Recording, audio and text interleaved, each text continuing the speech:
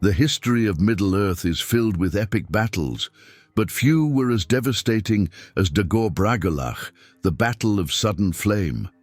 If you think you've seen brutal combat in The Lord of the Rings, know that this war was on a whole different level. Forget the grand clashes of Gondor and Rohan. Here, we're talking about a war that annihilated entire realms, shifted the balance of power, and proved that even the mightiest could fall. A war in which the enemy marched not only with orcs and trolls, but with rivers of fire and the sheer terror of an ancient dragon. Imagine 4 centuries of a steadfast siege, during which the elves believed they had Morgoth cornered. Now imagine all that collapsing in a single night. This wasn't just a battle, it was a fatal blow to the forces of good. What was once a lush, vibrant landscape turned into a desert of ashes, and those who thought they were safe watched their realms burn before their very eyes. Complacency was punished in the worst possible way, and the worst part, that was only the beginning. But why was this battle so impactful? What drove Morgoth to attack with such fury? How did one single event change the first age of Middle-earth forever? And more importantly, what mistakes doomed the elves to defeat? If you truly want to understand the history of Middle-earth, you need to know this battle in detail. And that's exactly what we're about to dive into. Grab your magic lamp, or better yet, your battle helmet, because what you're about to discover might completely change your view of Tolkien and the Silmarillion. Let's dive into Dagor Bragollach, the battle that shattered Angband's siege and set Middle-earth ablaze. For nearly 4 centuries, Morgoth's shadow remained contained, shrouded in an unsettling silence that led many to believe that the elves' hold over Middle-earth was absolute. But then, in a single moment, that illusion shattered. As if the very ground were bleeding fire, flames burst forth from the depths of Angband, consuming everything in their path. Dagor Bragollach, the Battle of Sudden Flame, was not just a conflict, but a cataclysm, an event that tore through history like the blade of a desperate warrior. And when rivers of fire descended upon Ardgalen, the world was forever changed. Morgoth's fury did not come alone. Along with the inferno, a horde of orcs emerged like a ravenous swarm, devouring the once verdant landscape. There was no warning, no time to prepare. Many among the Noldor and Sindar, gripped by despair, could not withstand the overwhelming force of the assault. It was as if the Silmarillion itself had turned to a page filled with devastation, where ancient realms that once seemed eternal were reduced to ashes. Yet amidst the chaos, there were those who did not falter. Fingolfin, the king with an indomitable spirit, gazed upon the blazing horizon, knowing that his time for hesitation was over. The siege, which once seemed unbreakable, proved fragile. In the face of Morgoth's wrath, think about it, how many times in human history have empires fallen not due to weakness, but because of overconfidence? Rome, Persia, Byzantium, each believed their walls would never yield until a cunning enemy found the chink in their armor.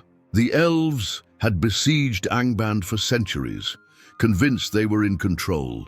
But as we've learned, in war, the one who feels secure without taking action is the first to fall. That was the fate of the Noldor, and it could be the fate of anyone who underestimates a silent adversary. This battle wasn't just about territory, it was about destiny. If Middle-earth were a game of chess, Morgoth had just sacrificed his minor pieces to deliver the boldest checkmate of the First Age. He launched his assault with the precision of a master strategist, and the elves, caught off guard, had to pay the price for their complacency. Have you ever found yourself in such a situation, when everything seemed secure, but one single event shattered your plans? Fingolfin and his people learned it the hard way. Waiting too long can be the difference between glory and ruin. But even if the elves were weakened, the war was not yet lost. There were those who saw beyond fear, who understood that even though Morgoth's flames scorched the land, they couldn't burn away their will. Fingolfin felt that deep in his soul. He knew that waiting was no longer an option. And so, while the flames still blazed and the war cries echoed, he readied his response, because if there was one thing Morgoth feared, it was the courage of those who still dared to defy his rule. Fingolfin knew that Morgoth could not be contained forever. He saw beyond the illusion of security and understood that an enemy like the Dark Lord would never remain dormant for long. However, when he raised the idea of a preemptive strike, he encountered more resistance than support. The elves were divided. Many, like the sons of Feanor, preferred to hold on to their fortresses, their prosperous realms, and their strategic positions, reluctant to plunge into a war that could cost them everything. After all, who risks their glory for the common good when they can remain safe behind their walls? There was something very human about that hesitation. How many times in life do we fail to act because the risk seems too great? Like a merchant who sees the signs of an economic collapse but hesitates to change his strategy until it's too late. The elves, despite their wisdom and power, fell into the same trap. Morgoth was counting on that hesitation. He knew that as long as there was comfort and fear of loss, the Noldor would not unite against him with full force. And so he waited patiently until the moment was right to strike. The sons of Feanor had their own interests, their own ambitions. They carried the oath that imprisoned them in their quest for the Silmarils, and every decision was filtered through that obsession. For them, launching an attack against Morgoth before the right time could mean losing everything they fought for. But that right time would never come. For war does not wait for the hesitant. Middle-earth wasn't a board game where you could wait for the perfect move. It was a battlefield where only those who acted shaped destiny. Fingolfin, for his part, saw the danger in inaction. He understood that war is not won by strength alone, but by strategy and timing. In any battle, whether in Middle-earth or in the real world, waiting too long can be a fatal mistake. Think of the great empires in history. How many fell because their leaders believed that danger would never reach them? The same was happening now with the elves. Every lost day was another day in which Morgoth bolstered his army, preparing for the moment when he would finally break the siege. And then the moment arrived. When fire burst forth from the depths of Angband and the battle began, many realized too late that they had made a grave mistake. The price of hesitation was paid in blood and ashes, but the worst was yet to come, for it wasn't just reluctance that would define this war. It was also the strategic positioning of the sons of Feanor and the impact that would have on the resistance against Morgoth. The sons of Feanor did not choose their domains by chance. Every territory they occupied was fertile, secure, and strategically positioned. Their fortresses, built with masterful skill, guarded vital routes and provided a significant advantage in defense against Morgoth. But that prosperity also brought a dilemma.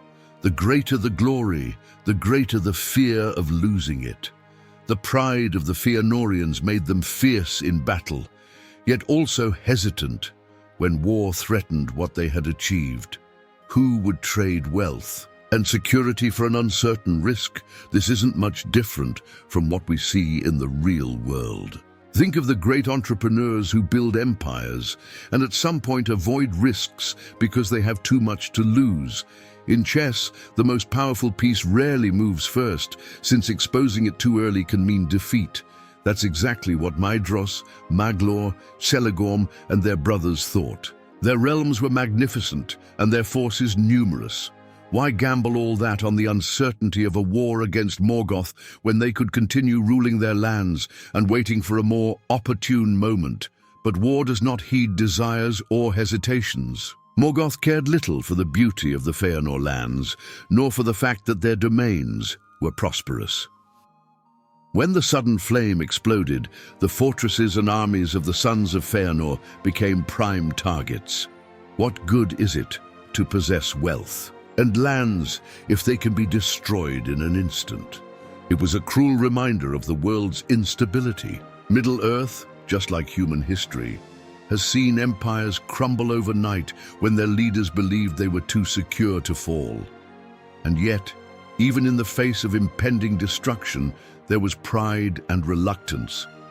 Medros, the most sensible of the brothers, understood that coordinated action could change the tide of the war, but not everyone shared his vision. The blood of Feanor still burned in their veins, and the unyielding oath consumed them. Their priority had always been to reclaim the Silmarils, not to protect alliances or fight for the greater good. While that mindset made them formidable, it also left them vulnerable. After all, when you fight for a single purpose, everything that strays from that path becomes irrelevant. And it was at this crossroads that the battle escalated. While the sons of Feanor fought to protect their domains, Ardgallen was aflame. What was once a lush and fertile field was now a sea of ashes. The landscape of Middle-earth would never be the same again. But the destruction of Ardgallen was only the beginning. The real terror was yet to come. A primeval monster was awakening, and its name was Glaurung, Ardgallen, a vast and verdant field that for centuries served as a natural border between Angband and the Elven realms, was a symbol of resistance and vigilance. But Morgoth, with his searing fury, transformed that territory into a nightmare of fire and ashes. The flames that erupted from the dark fortress not only burned the land, they cursed it. What was once life became death. The grass vanished, the rivers evaporated, and the air filled with a suffocating heat. The name Ardgallen was lost to history, and in its place arose Anfoglith, the searing dust, a desert of ashes where nothing could ever grow again. If there's one thing this transformation teaches us, it's that drastic changes can happen in an instant. Just as an empire can collapse overnight, a thriving land can become barren within hours. Human history is replete with similar examples. Pompeii was swallowed by Vesuvius, flourishing cities vanished in the dust of war, and entire economies crumbled because of a single misstep. Morgoth didn't just win a battle, he wiped off the map a territory that served as a line of defense. Against his forces, Middle-earth would never be the same again. Upon witnessing the devastation, the elves felt the weight of defeat even before they could unsheathe their swords. How do you fight when the very ground beneath your feet no longer offers support? The heat of the scorched earth made the horses' hooves burn, the smoke filled their lungs, and hope began to waver. It was proof that war is not won by swords and spears alone. Strategy, terrain, and morale are just as important as brute force. Morgoth knew this, and his attack was not just physical, it was psychological. And Foglith became a constant reminder of the enemy's brutality. There was no way to reverse that damage, and the elves knew that fighting there was impossible. The landscape, once inviting for cavalry and strategic ambushes, was now an open field of death, where Morgoth's army marched unhindered. Thus, the war became even more merciless. If there had once been any balance between the forces, now Morgoth held the absolute advantage. Middle-earth, which once seemed to breathe hope, now suffocated under the despair of burning dust. But Ardgallen was not the only nightmare awakening at that moment. From the depths of Angband, a new threat emerged, an ancient creature that embodied terror and destruction. The elves had already faced orcs and balrogs, but nothing could have prepared them for what was coming. Because now, Glaurung, the father of dragons, was marching to war. If orcs were a plague and balrogs a terror, then Glaurung was calamity incarnate. The first and most fearsome of Morgoth's dragons emerged from the depths of Angband, advancing like an unstoppable force. Unlike the winged beasts that would come later, Glaurung did not fly, but he didn't need to. His impenetrable hide defied elven blades, his claws tore through walls, and his breath was a searing steam that smothered any hope of resistance. Wherever he passed, the ground cracked, and even the bravest felt the weight of fear. The Battle of Sudden Flame was already a massacre, but with Glaurung at the forefront, it turned into a slaughter. The psychological impact of this creature was as devastating as his physical might. The elves, who once saw themselves as masters of war, realized they no longer controlled the battle. Glaurung was not just a beast, he was a symbol of Morgoth's absolute power. Think of Alexander the Great and his unstoppable cavalry, or the terror that Roman legions instilled in barbarians. Certain moments in history redefine the balance of power, and the arrival of Glaurung was exactly that. Middle-earth would never view Morgoth's armies in the same way again, but there was something even more sinister about Glaurung's presence, his intelligence. Unlike the hulking orcs and mindless trolls, the father of dragons possessed cunning. He fought not only with brute strength, but with strategy. He knew how to spread fear, isolate his enemies, and turn a battle into pure despair. He wasn't a mindless beast, he was a calculated weapon. And against a mind like that, conventional tactics became useless. Just the mere presence of Glaurung on the battlefield was enough to make entire armies hesitate. In the face of this, the elves' resistance began to crumble. Arrows couldn't pierce his scales, spears shattered against his hide, and every blow he delivered was a death sentence. The flames of Dagor Bragollach not only destroyed Ardgalan, but paved the way for this unparalleled monstrosity. The war, already desperate, turned into a scene of absolute terror.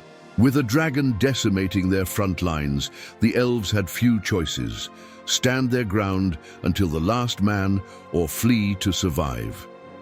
Many chose the latter, and so began the Great Dispersion. The elves, who once guarded the north with pride and security, were forced to retreat. Dorthonion, a fertile and fortified land, would not hold out for much longer. The battle wasn't just about lost territory, it was about the survival of an entire race. And as the last defenders of Dorthonion fought against the inevitable, a new chapter of the war was being written, a chapter that would force heroes to emerge amidst despair. Dorthonion, once a majestic land of verdant hills and ancient forests, became a field of battles and lamentations. Morgoth's invasion was relentless, and the elven resistance, though fierce, was not enough to halt the avalanche of destruction that descended upon the region. What was once a bastion of strength for the Noldor turned into a hell of shadows, where the few who still fought faced not only the armies of Angband, but also despair itself. The fall of Dorthonion marked a dark moment in the first age of Middle-earth, a cruel reminder that even the noblest can be swept away by the storm of war. The fate of the elves who inhabited Dorthonion was varied. Some, led by fearless warriors, tried to hold out until the very end, using every cave and every ravine as an improvised trench. But fighting an enemy that never tired and never ceased growing was like trying to stop a wildfire with your bare hands. Others fled to the south, seeking refuge in still safe realms like Nargothrond and Gondolin. This flight was not just physical, but also spiritual. The elves' pride was wounded and the certainty of their superiority shaken. Those who remained in Dorthonion faced an even harsher fate. The land was overrun by shadows and hauntings, a cursed territory where few dared tread. Among those who stayed, some became legends, like Barahir and his companions, who continued to resist as rebels in a war that already seemed lost. They became the last phantoms of a crumbling age, surviving in secrecy and ambushing Morgoth's forces wherever they could. It was a hopeless battle, yet it was still a battle. The fall of Dorthonion teaches a valuable lesson. In times of crisis, there isn't just one path. Some fight until the end, others retreat to fight another day. But the true mistake is denying reality, pretending that the storm isn't coming. How many civilizations in our own history perished because they refused to see the looming danger? Babylon, Troy, the Mayans, each succumbed not just to the enemy's might, but to the illusion of invulnerability. Dorthonion was the Troy of the elves, and its destruction served as a reminder that no fortress is eternal. But even in the ruins, promises of the future emerge. It was amid the devastation of Dorthonion that one of Middle-earth's most legendary alliances was born. Among the ashes, a promise was made, a life debt that would span generations. Finrod Felagund would never forget Barahir's sacrifice, and that bond would seal a destiny that would forever change the course of the war. In the midst of the chaos of Dagor Bragollach, where hope dissolved like mist in the sun, an act of courage shone like a solitary flame in the darkness. Barahir, one of the great leaders of men, did not hesitate when he saw Finrod Felagund surrounded by Morgoth's armies. With a handful of loyal warriors, he tore through the enemy ranks, clearing a path to the Elven King and rescuing him from certain death. That moment, though small in the vast scope of the war, sealed a destiny that would echo through the ages. In gratitude, Finrod swore eternal loyalty to the House of Barahir, bestowing upon him a ring as a symbol of that bond, the relic that would come to be known as the Ring of Barahir. The meaning of that ring went far beyond gold and precious stones. It represented an unbreakable pact, a testament that in a world where betrayal and fragile alliances were common, there was still room for true honor. Think of the great promises that have shaped human history: Caesar and Mark Antony, Napoleon and his most loyal generals, or even the bonds of brotherhood among leaders and warriors who chose to face the impossible together. Finrod's debt to Barahir was not just a gesture of gratitude, but an invisible thread binding destinies in ways no one could foresee. But loyalty comes at a price, and Finrod knew that one day this debt would have to be repaid. Many might have dismissed the promise, arguing that times of war nullify oaths made in the heat of the moment. But not Finrod. He was a different kind of king, a leader who understood that his word was as valuable as his sword. When the time came for Beren, Barahir's son, to seek help for his impossible mission to recover a Silmaril from Morgoth's crown, Finrod did not hesitate. He rose up, abandoning his throne and accepting his fate, even though he knew his journey would end in pain and darkness. This kind of commitment teaches us something essential. The true value of a promise isn't in how easily it can be kept, but in the sacrifice required to honor it. How many times in life do we see people making empty promises that dissolve at the first sign of trouble?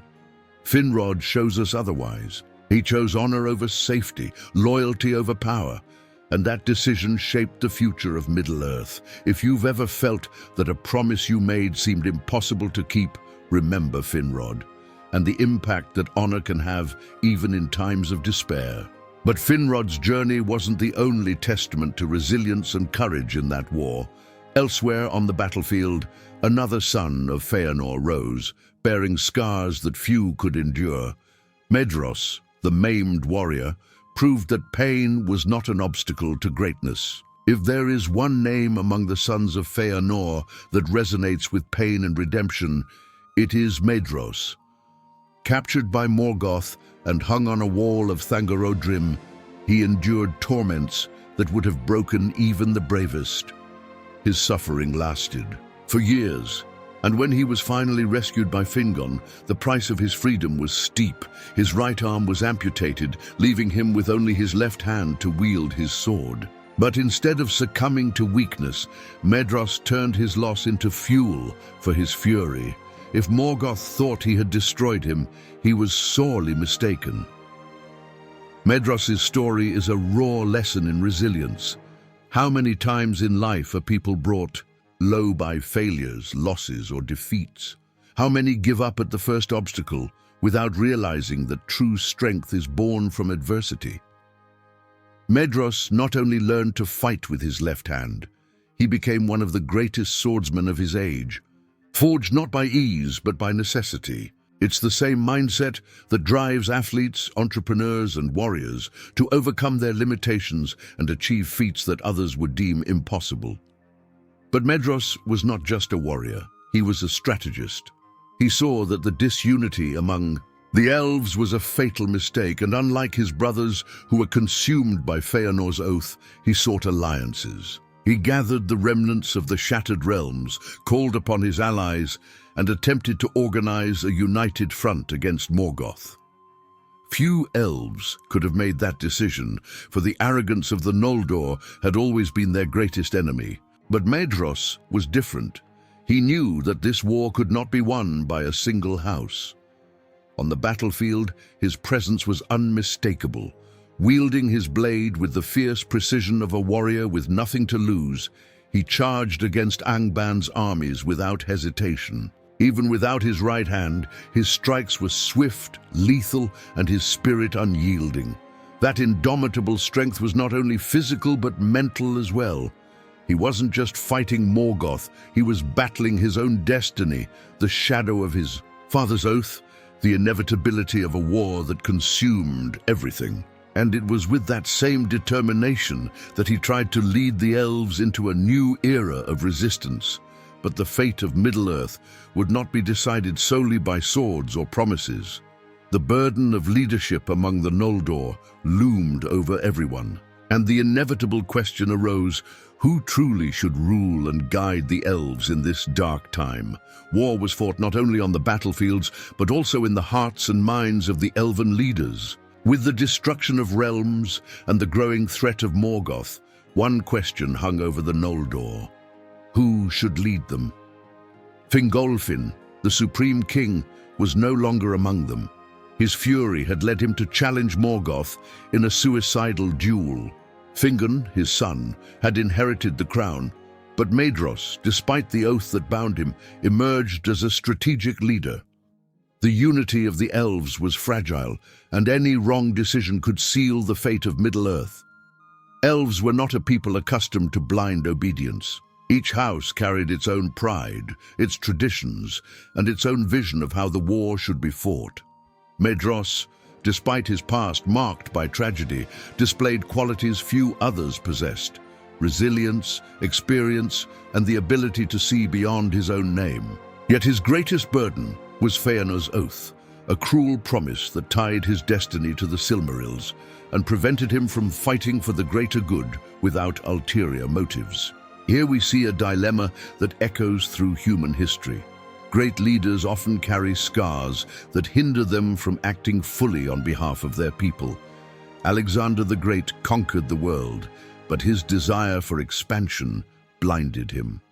Julius Caesar had a vision of a unified empire, yet his own people saw him as a threat. Maedhros was trapped in a similar fate. He had the power to unite the Noldor, but his past prevented everyone from trusting him. Could someone bound by a blood oath really be the leader the elves needed? Even in the face of doubt, Maedhros did not back down. He proposed a plan to counterattack Morgoth, a concerted effort to rally the elven forces and launch a coordinated assault on Angband. His strategy was clear, his determination unwavering. But as in every war, not everyone was willing to follow his lead. Pride, fear, and distrust undermined every attempt at unity. And so, the fate of the elves continued to hang by a thread, with each decision shaping the future of Middle-earth. The weight of war was already transforming everything around. Fertile lands lay ruined, elven realms crumbled, and the balance of power would never be the same again. The Battle of Sudden Flame was not merely a clash between armies, it was a turning point, a moment when the history of Middle-earth changed forever. Dagor Bragollach was not just another battle, it was the moment when the illusion of stability in Middle-earth shattered. For centuries, the elves believed that the siege of Angband would keep Morgoth contained, that their fortresses were impregnable, that their alliance was strong enough to weather any storm. But one single night of fire and darkness proved otherwise. The balance that had maintained the relatively peaceful First Age was shattered, and war ceased to be a choice, becoming a brutal necessity. From that moment on, There was no turning back. With the elven forces scattered, realms collapsing, and Morgoth marching ever further south, it became clear that nothing would ever be the same again. Middle-earth was redrawn in blood and fire. The mighty sons of Feanor, once so confident in their dominion, were now in retreat. The fertile lands, once teeming with life, were mere shadows of their former glory. And those who still resisted understood that the war would not end with a single battle. Unimaginable sacrifices would be necessary to restore hope. If there's one lesson Dagor Bragollach teaches us, it's that no great change comes without destruction. In human history, turning points have always come with pain. The fall of Constantinople, the French Revolution, World War II. Likewise, Middle-earth saw its own empires crumble, not due to weakness, but because the world was changing. From that moment on, the elves, men, and all those resisting Morgoth had to understand one hard truth: either adapt or be consumed. And yet, even in the darkness, there was hope. If Morgoth had revealed his full strength, that also meant he had exposed himself. The elves still had legendary warriors, hidden realms, and unyielding determination. The game was not over. Dagor Bragollach marked a turning point, but not the end of the war. The fire burned, but the hearts that resisted burned even brighter. And so the fate of Middle-earth was cast into a new era of struggle, where heroes and traitors would emerge, where alliances would be tested, and where the future depended on those brave enough to challenge the shadows. But before we move forward on this journey, it's worth understanding what truly happened in this battle. What made Dagor Bragollach so devastating? How did it change Middle-earth forever? Dagor Bragollach was not merely a battle, it was a brutal warning that the fate of Middle-earth would not be decided by those who waited too long to act. The elves learned this the hard way. Realms were destroyed, fertile lands turned into deserts, and hope nearly vanished. But the story doesn't end. Here, what would you do if you were in their shoes? Would you flee to preserve your life, or would you fight even knowing the odds were against you? What this war teaches us goes far beyond Tolkien. Think of the great changes in the real world. How many happened because someone refused to accept defeat? The French Revolution, the fall of empires, the struggle for the independence of entire nations. What defines a true leader is not strength, but the courage to stand up when everything seems lost. If Medros, Fingolfin, and Finrod had given up, the future of Middle-earth would have been sealed right then. Now I ask you, what battles are you avoiding in your own life? How many times have you postponed an important decision out of fear of failure? Morgoth won because the elves hesitated. But what about you? Will you keep waiting, or will you take the reins of your own story? If you want to continue learning about the battles, the realms, and the characters that shaped Middle-earth, subscribe to the channel and turn on notifications. There's so much more knowledge coming your way, and I guarantee you won't want to miss it. After all, Tolkien's lessons are so much more than fantasy. They're about us, our choices, and the legacy we leave in the world.